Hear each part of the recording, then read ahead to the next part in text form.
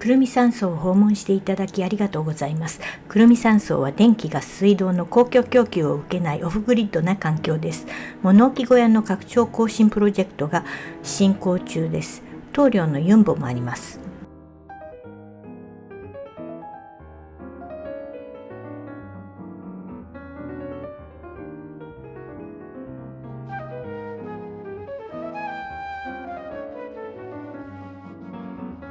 先日大人の非認知能力というポッドキャスティングの過去回を聞きました。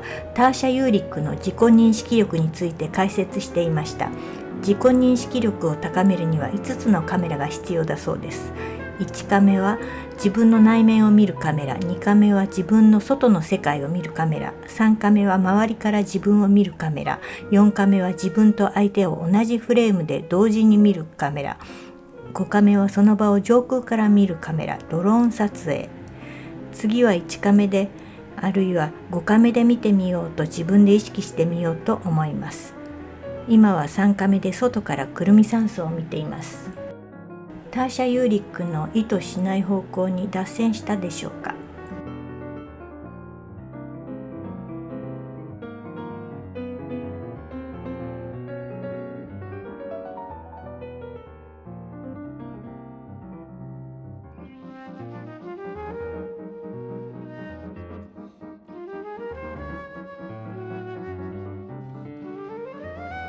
チーズケーキを作ります。ミーレのオーブンでまだバスクチーズケーキを作っていなかったので、温度設定や調理時間に関しては手探りです。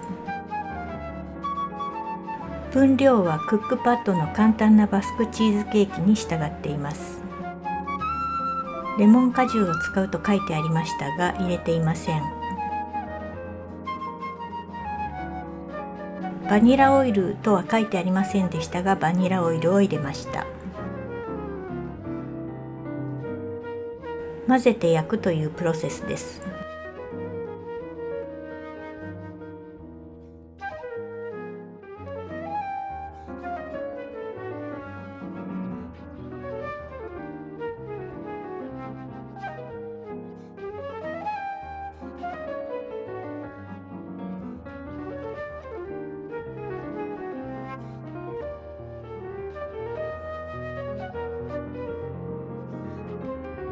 黒くなっていませんでしたがオーブンから出すことにしました。黒さを求めていないので気にしません。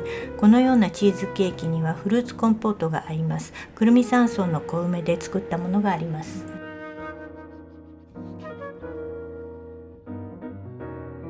くるみ山荘のダイニングキッチンの前には梅の木があります。そこから収穫しました。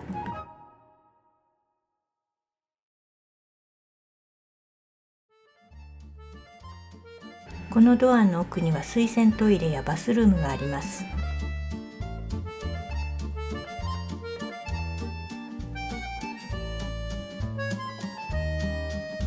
この窓のすぐ中は薪ストーブやソファーがあるリビングルーム、さらにその奥にはシングルベッドが2台ある寝室です。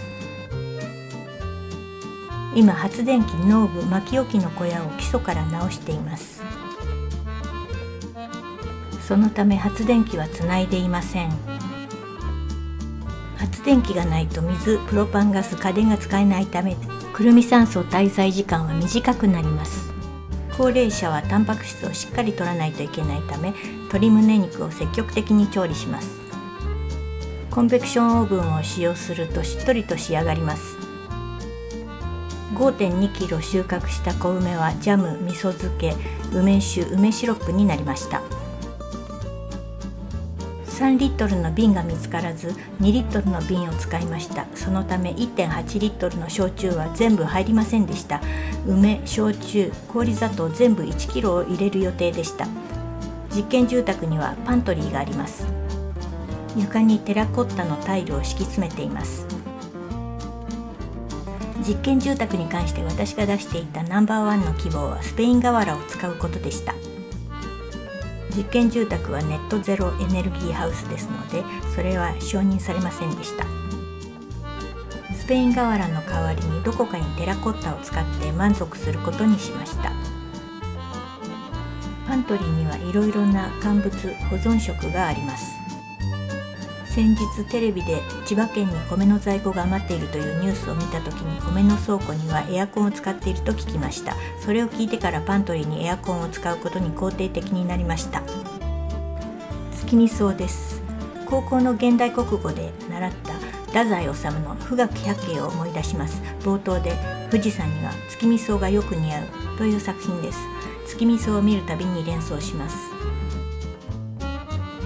ここは高速バスの停留所の近くでいろいろな花があります。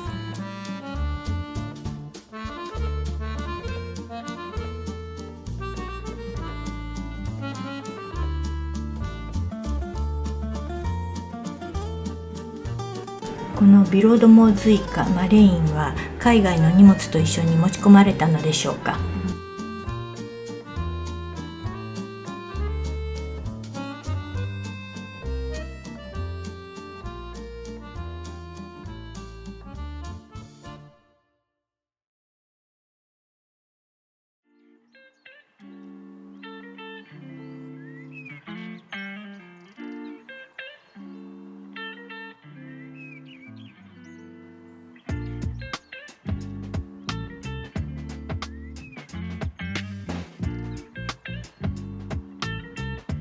これはクルミ山荘の中です。タラの木に花が咲いているのでしょうか。違っていたらコメント欄で教えてください。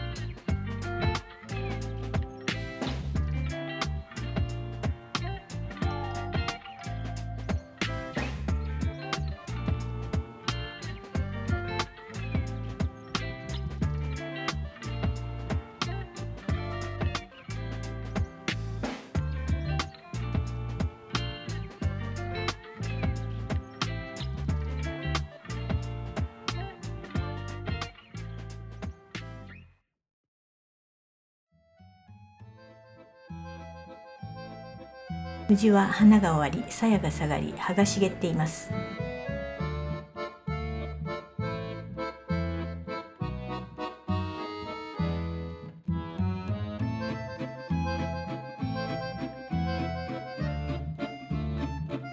ここにくるみの実がなっているはずなのですが見つかりません。昔テレビ局の海外取材収録ビデオを英語から日本語にする作業をしていたことがありました。同時多発テロの時などはアラビア語のモニター担当が同室にいて、日本語起こしはしませんがひたすらビデオを見て注目すべき部分に関して報告するスタッフがいらっしゃいました。そのスタッフは報道局に入室するとき、体育会系の挨拶をしていたことを思い出します。よろしくお願いします。それでは同じ集中力、注意力を持ってくるみを探したいのですが、ここでは見つかりません。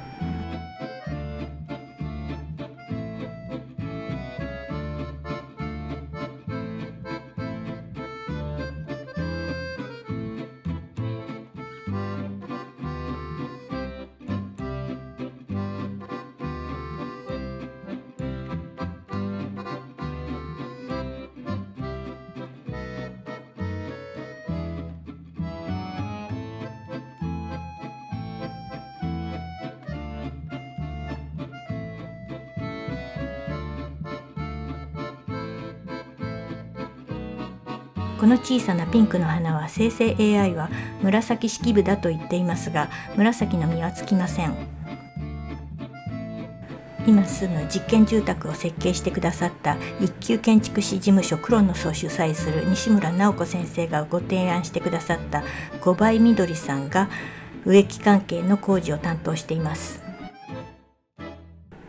五倍緑は柵を設置して地下室のドライエリアにも使っているテイカカズラを等間隔に植えてくださいました。テイカカズラはつる性の常緑植物でフェンスや樹木に絡みながら伸びます。5、6月頃、風車のようにねじれた白い花を咲かせ甘く上品な香りがします。丈夫で育てやすく、グラウンドカバーや生垣、壁面緑化によく利用されます。歌人藤原定家は式子内親王に恋をします。しかし身分や事情から結ばれず、定家は深い思いを抱えたまま生涯を終えます。死後も執着が消えず、定家の魂は鶴となって式子内親王の墓に絡みついたと語られました。その鶴を定家かずらと呼ぶようになったというのが名前の由来です。花の香りは夕方から夜にかけて特に強くなると言われ、初夏の散歩で香りを頼りに見つけることもできます。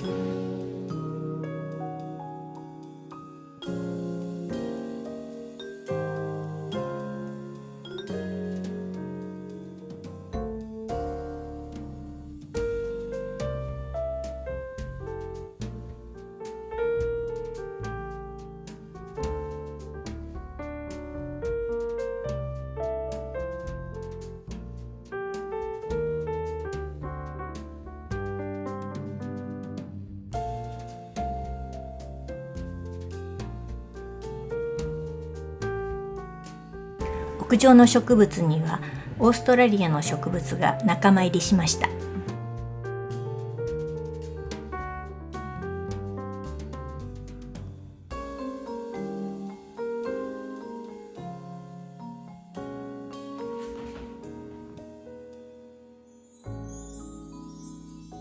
皆様最後までご視聴ありがとうございました。よろしければ高評価とチャンネル登録をお願いいたします。とても励みになります。